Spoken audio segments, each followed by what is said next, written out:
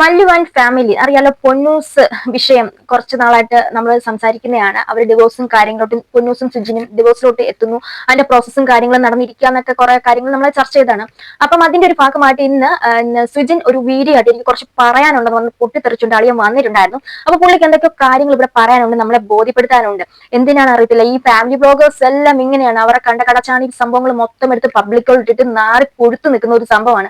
എടോ, ഹൈഡ് ചെയ്ത് വെക്കേണ്ട കാര്യങ്ങൾ ഹൈഡ് ചെയ്യാൻ ഫാമിലി ബ്ലോഗേഴ്സ് ശ്രമിക്കണം. പക്ഷെ ഒരു കാലത്ത് അവർക്ക് റീച്ചാണ് മുഖ്യം, റീച്ച് ബീല എന്ന് പറഞ്ഞുകൊണ്ട് അവര് ഉള്ളതും അവർക്ക് എർണിങ്സ് വേണം. അതിനായിട്ട് ആൾക്കാർക്ക് ഇഷ്ടം എന്താണ്, നമുക്ക് അയലത്തെ വീട്ടിൽ നടക്കുന്ന കാര്യങ്ങൾ അറിയാനാണ് ഏറ്റവും കൂടുതൽ ഇഷ്ടം. അതുകൊണ്ട് ആ ഒരു ത്വര മനസ്സിലാക്കിയിട്ട് ഇവരെന്താണ്, എന്തെങ്കിലും ഉള്ളത് എല്ലാം വളിച്ചതും പൊളിച്ചതും മൊത്തം എടുത്ത് പബ്ലിക്കിലോട്ട് എടുത്ത് വിടും. പിന്നീട് ഇവർക്ക് ഒരു പേഴ്സണൽ ആയിട്ടുള്ള ഒരു സംഭവമൊന്നുമില്ല, ഒരു പ്രൈവസി ഇല്ല. പിന്നീട് എല്ലാം തന്നെ പബ്ലിക്കിലോട്ട് വന്നിട്ട് നേരത്തെ വാരി വലിച്ചിടേണ്ടി വരും. ഇതിനെല്ലാം വില കൊടുക്കേണ്ട ആരാന്നറിയോ, ഇവർക്ക് ഉണ്ടായി വരുന്ന കുട്ടികളുണ്ടല്ലോ, കുട്ടികൾ ഇവർ കാര്യങ്ങൾ ഇങ്ങനെ നടക്കും, കാര്യങ്ങൾ ഇങ്ങനെ പോകും, ഇവരങ്ങനെ പുഴുത്തുനാറി അങ്ങ് ജീവിക്കും. പക്ഷെ കുട്ടികളുടെ ഒരു ജീവിതകാലം വരുമ്പോഴത്തേക്ക് നിങ്ങളുടെ പേരൻസ് അല്ലേ അങ്ങനെ, നമുക്ക് പൈസക്കാലും ഒക്കെ ഏറ്റവും വലുതാണ് നമ്മുടെ മാനാഭിമാനം, അതുപോലെ കുടുംബ മഹാത്മ്യം. ഇതൊക്കെ രണ്ടും മസ്റ്റായിട്ട് വേണം. അപ്പൊ ഗൈസ്, എന്റെ വീഡിയോ ആദ്യമായിട്ടാണ് കാണുന്നതെങ്കിൽ തീർച്ചയായിട്ടും നിങ്ങൾ സബ്സ്ക്രൈബ് ചെയ്ത് എന്റെ കൂടെ കൂടാൻ ശ്രമിക്കുക. അതുപോലെ തന്നെ എന്റെ വീഡിയോ ഇഷ്ടപ്പെടുകയാണ് ലൈക്ക്, ഷെയർ, കമന്റ്, സബ്സ്ക്രൈബ്, പിന്നെ ഹൈപ്പ് എന്ന ഓപ്ഷൻ ഉണ്ടെങ്കിൽ ഹൈപ്പും കൊടുക്കാൻ ശ്രമിക്കുക.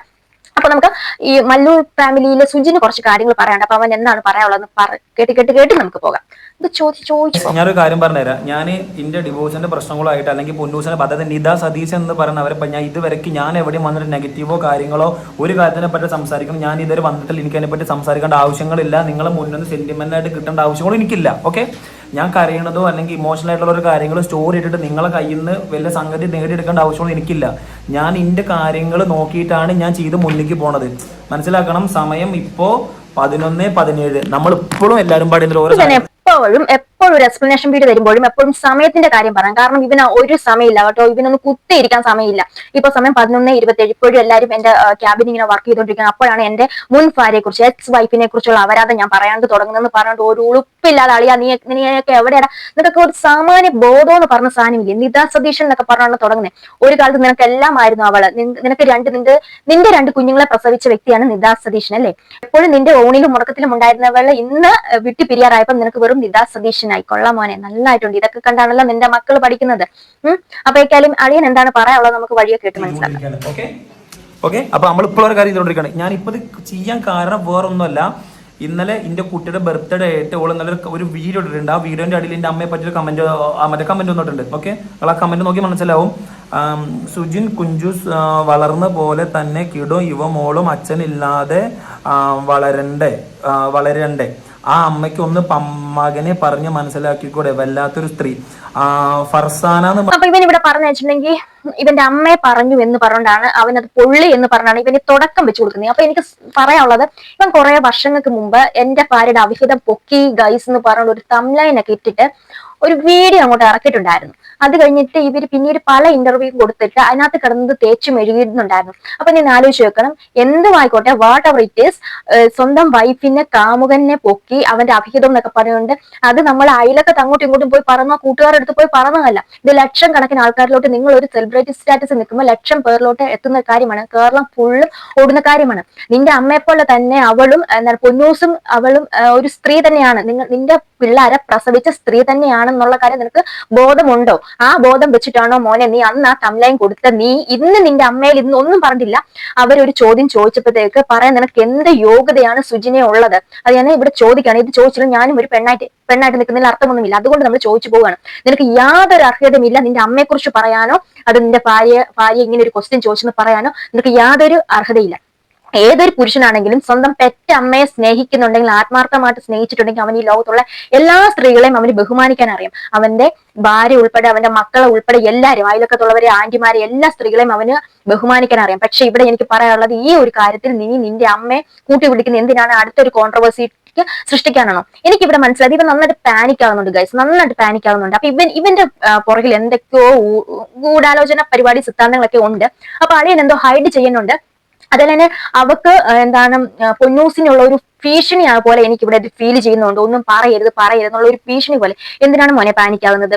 കയ്യിലിരിപ്പ് മോശമാണ്, അല്ല കയ്യിലിരിപ്പ് നന്നാവണം കേട്ടോ. കയ്യിലിരിപ്പ് നന്നായില്ലെങ്കിൽ ഇതുപോലെ നിൽക്കേണ്ടി വരും. ഇവന്റെ കയ്യിലിരിപ്പ് മഹാമോശമാണ്. എന്ത് അപരാധത്തരവും പറഞ്ഞാണേലും കാണിച്ചാണേലും 10 ചിക്കിലി ഉണ്ടാക്കാമെന്ന് ഇവൻ പണ്ടേ ശീലിച്ചു പോയി. എന്ന് വെച്ചാൽ ഓട്ടോ ഓടിച്ച് നടക്കുന്ന ആ സമയത്ത് നിന്ന് പെട്ടെന്ന് ഒരു കുതിപ്പുണ്ടായത് യൂട്യൂബിൽ നിന്നാണ്. അപ്പൊ യൂട്യൂബിൽ നിന്ന് വരുന്നപ്പോഴത്തേക്ക് ക്യാഷിന്റെ ഡോളേഴ്സിന്റെ എണ്ണം കൂട്ടാൻ വേണ്ടിയിട്ട് അവൻ ആ കൃതിക്ക് അവന്റെ ഭാര്യ വരെ എടുത്ത് വിറ്റ് കളഞ്ഞു.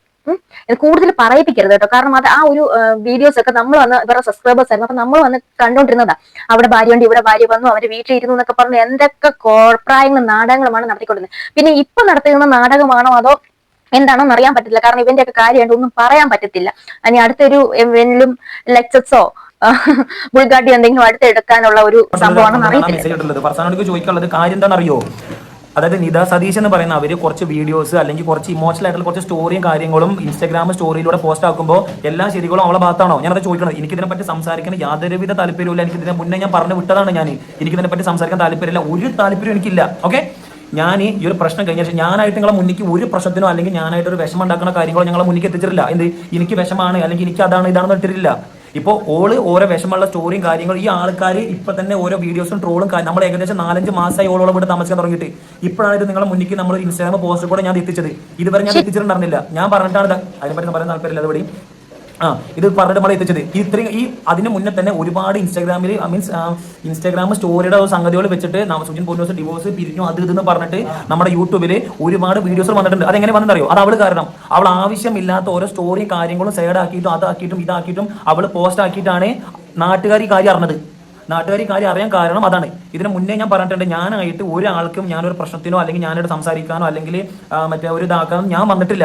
ഈ ഇൻസ്റ്റാഗ്രാമിൽ അവളെ എന്നെ ഫോളോ ചെയ്യുന്ന കറക്റ്റ് ആൾ സ്റ്റോറി ഇട്ടിട്ടുണ്ടെന്ന് ഇപ്പോൾ അല്പം കാണിച്ചുതരാം. എനിക്ക് വരുന്ന മെസ്സേജ് കാണിച്ചുതരാം. അവളെ പറ്റി പറഞ്ഞിട്ടുള്ള മെസ്സേജുകൾ എനിക്ക് വന്നുകൊണ്ടിരിക്കുന്നത് ഇത് ഇപ്പോൾ വന്നിട്ടുള്ള മെസ്സേജ് ആട്ടോ. അത് നിങ്ങൾക്കൊന്ന് വായിച്ചേപ്പിച്ചുതരാം. സത്യം പുള്ളിക്കാരിയും കുഞ്ചുസും ആണ് ഫുൾ സെന്റിമെന്റൽ സ്റ്റോറി സ്ഥിരമായി ഇടാറ്. എല്ലാവരെയും അറിയിക്കാൻ വേണ്ടിയാണ് തോന്നിയിട്ടുണ്ട്. സുജൻ ബിസിനസ്സുകാരും അല്ലാണ്ട് പേഴ്സണൽ കാര്യങ്ങളൊന്നും ഇടാറില്ല. സ്ഥിരമായി നിതയുടെ ഇമോഷണൽ സ്റ്റോറി കണ്ടിട്ട് കുറെ നാളുകളായി മറ്റെല്ലാവർക്കും പ്രശ്നങ്ങളാണെന്ന് മനസ്സിലായി.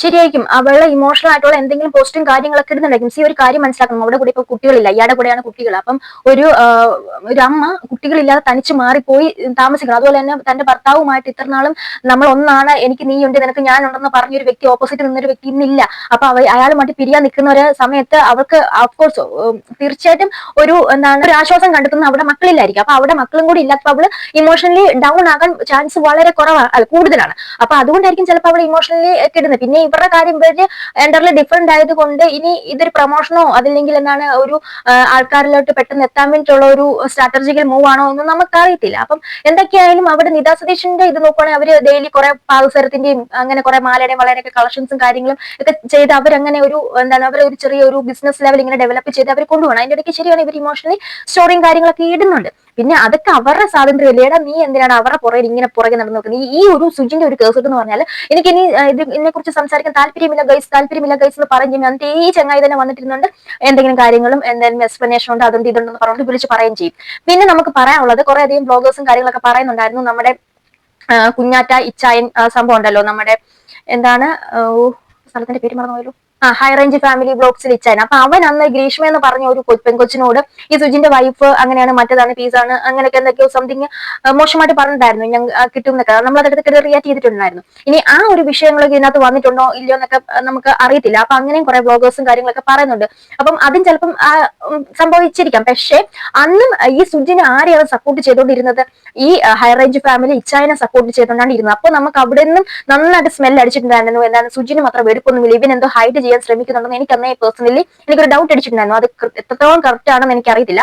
അപ്പം അവിടെ എന്തൊക്കെ ഇവമാർക്ക് അങ്ങോട്ടും ഇങ്ങോട്ടും ഒരു മ്യൂച്വൽ അണ്ടർസ്റ്റാൻഡിംഗ് ഉണ്ട്, അങ്ങോട്ടും ഇങ്ങോട്ടും എന്തൊക്കെയോ അറിയാം എന്നുള്ളൊരു കാര്യം എനിക്ക് തോന്നിയിട്ടുണ്ടായിരുന്നു. അപ്പൊ നമുക്ക് അറിയത്തില്ലല്ലോ ഇവരുടെ ഇടയിൽ നടക്കുന്ന കാര്യങ്ങൾ. എന്താണെങ്കിലും ഒരു കാര്യം ഉറപ്പാണ്, മൊത്തം ഫേക്കാണ്, കള്ളന് കഞ്ഞി വെച്ച ഇനങ്ങളാണെന്ന് നന്നായിട്ട് മനസ്സിലായിട്ടുണ്ടായിരുന്നു. പിന്നെ അവളെ വെച്ച് നോക്കുവാണെങ്കിൽ ഒരിക്കലും ഒരു വൈഫ് സമ്മതിച്ചു കൊടുക്കത്തില്ല. ഒരു തമിഴാണെങ്കിലും എത്ര വ്യൂസ് കിട്ടാനാണെങ്കിലും അഭിഹിതം, എന്റെ പൊന്നൂസിന്റെ അഭിഹിതം പൊക്കി ഗൈസ് എന്നൊക്കെ പറഞ്ഞുകൊണ്ട് ഒരു തമിഴ ഇടുമ്പോഴത്തേക്ക് അവർക്ക് നാളെ 10 പേരുടെ മുന്നിൽ ഇറങ്ങി നടക്കേണ്ടതല്ലേ? അതെന്റെ വൈഫല്ലേ, നിന്റെ കൂടെ കിടക്കുന്നവളല്ലേ, എന്റെ പിള്ളേരുടെ അമ്മയല്ലേ, നീ ഒന്നും ആലോചിച്ചില്ലല്ലോടാ മോനെ. എന്നിട്ട് അവിടെ ഭാഗത്തുനിന്ന് ഒന്ന് ആലോചിക്കാതെ ഇപ്പൊ എന്ത് തേങ്ങാക്കൊലയാണ് ഇവിടെ വന്ന് മെഴുകാൻ നിൽക്കുന്നത്. നിനക്ക് ഇതിനകത്ത് പറയാൻ ഒരു വോയിസും ഇല്ല, ഒരു വോയിസ് എന്ന് പറഞ്ഞാൽ നിനക്ക് ഒരു അംശം പോലും ഇല്ല, അവിടെ പേര് പറയാൻ പോലും ഒരു അർഹതയില്ല. പിന്നീട് അതെല്ലാം ക്ഷമിച്ച് പുറത്ത് അവൾ നിന്റെ കൂടെ വന്ന് ജീവിച്ചിട്ടുണ്ടെങ്കിൽ അത് എന്താണ്, ആ കുട്ടിക്ക് അമ്മ വേണം എന്നുള്ള ഒരു കാര്യം ഉള്ളത് കൊണ്ടോ അല്ലെങ്കിൽ അവരുടെ ഭാവി ഓർത്തിട്ടൊക്കെ ആയിരിക്കും. പക്ഷെ നിനക്കൊക്കെ ഇതിന്റെ ഒരു വിചാരം ഇല്ലാത്തടത്തോളം നാളെ നിന്റെ മക്കളൊക്കെ നിന്നെ തിരിച്ചു ചോദിക്കും, അല്ലെങ്കിൽ നീ അത് എവിടെയെങ്കിലും എഴുതി കുറിച്ച് വെച്ചു, നാളെ നിങ്ങളുടെ മക്കളെ ഇത് തിരിച്ചു ചോദിച്ചിരിക്കും. നിങ്ങളുടെയൊക്കെ ഈ കോപ്രായം, നിങ്ങൾ ഈ കാട്ടിക്കൂട്ടുന്ന കോപ്രായങ്ങൾ കാരണം നിങ്ങളെ ആശ്രയിച്ച് രണ്ട് പിള്ളേർ വളർന്നു വരുന്നുണ്ടെന്നുള്ള കാര്യം യാതൊരു വിചാരമില്ലാതെ രണ്ടും കൂടി ഇവിടെ കിടന്ന് കാട്ടിക്കൂട്ടുന്നത്. അതുപോലെ തന്നെ ഫാമിലി ബ്ലോഗേഴ്സ് മൊത്തം എല്ലാവരും ഇതൊക്കെ തന്നെയാണ് ചെയ്തു കൂട്ടുന്നത്. നാളെ അതിന്റെ എല്ലാം ഒരു പാർശ്വഫലങ്ങൾ അനുഭവിക്കേണ്ടി വരുന്ന പാവം ഈ കുട്ടികളാണ്. അതുപോലെ തന്നെ ഞാൻ മുൻപേ പറഞ്ഞ പോലെ തന്നെ നമ്മുടെ ഒരു എന്താണ് കുടുംബ മഹാത്മ്യം, ഒരു കുടുംബ പശ്ചാത്തലം എപ്പോഴും നല്ല പോസിറ്റീവ് ആയിരിക്കണം. നമ്മൾ എത്ര കാലം കഴിഞ്ഞാൽ നമ്മൾ പൈസ ഉള്ളവരായിക്കോട്ടെ പൈസ ഇല്ലാത്തവരായിരിക്കും, ചിലപ്പോൾ നേരത്തെ പഴയ പൈസ ഉള്ളവരായിരിക്കും, എന്നാൽ ഇപ്പൊ പൈസ ഇല്ലാതിരിക്കും. പക്ഷെ കുടുംബ മഹാത്മ്യം, എന്തോ ആ ഒരു എന്താണ് ഗുഡ് വിൽ ഉണ്ടല്ലോ, അത് വളരെ ഇമ്പോർട്ടന്റ് ആയിട്ടുള്ള ഒരു കാര്യം തന്നെയാണ്. ഓൾക്ക് 5,000 ഫോളോസ് ഒക്കെ കയറി, ആൾക്കാർ എന്താ സത്യം എന്ന് അറിയാത്തത്?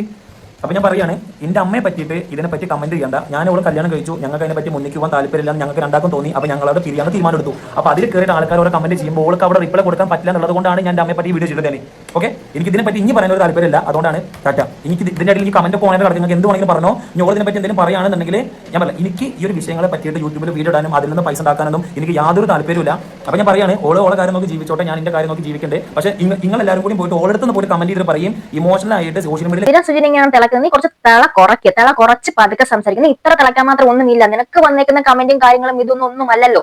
നീ കാണിച്ചിരിക്കുന്ന ഊടായ്പത്തരങ്ങൾ വെച്ചിട്ടുണ്ടെങ്കിൽ നിനക്ക് ഇഷ്ടം പോലെ വന്നിട്ടുണ്ട്. നീ ഇപ്പൊ ചെറിയൊരു കാര്യത്തെ പിടിച്ച് കയറാൻ മാത്രം അവിടെ ഒന്നുമില്ല. അതുകൊണ്ട് തിള കുറച്ച് ഇച്ചിരി കുറയ്ക്കുക. അല്ലെങ്കിൽ നാളെ അവൾ എന്തെങ്കിലും വിട്ട് അടിച്ചു കഴിഞ്ഞിട്ടുണ്ടെങ്കിൽ ചിലപ്പോൾ നമുക്ക് അറിയാൻ പറ്റത്തില്ല, ഇവർ ആരുടെ ഭാഗത്താണ് തെറ്റ് കുറ്റങ്ങളൊന്നും അറിയാൻ പറ്റത്തില്ല. ഓപ്പോസിറ്റ് നിന്ന് വെച്ച് അടിച്ചു കഴിഞ്ഞിട്ടുണ്ടെങ്കിൽ ചിലപ്പോൾ നിന്റെ ഭാഗത്ത് എന്തെങ്കിലും ഉണ്ടെങ്കിൽ നീ താങ്ങാൻ തയ്യാറായിട്ടിരിക്കണം.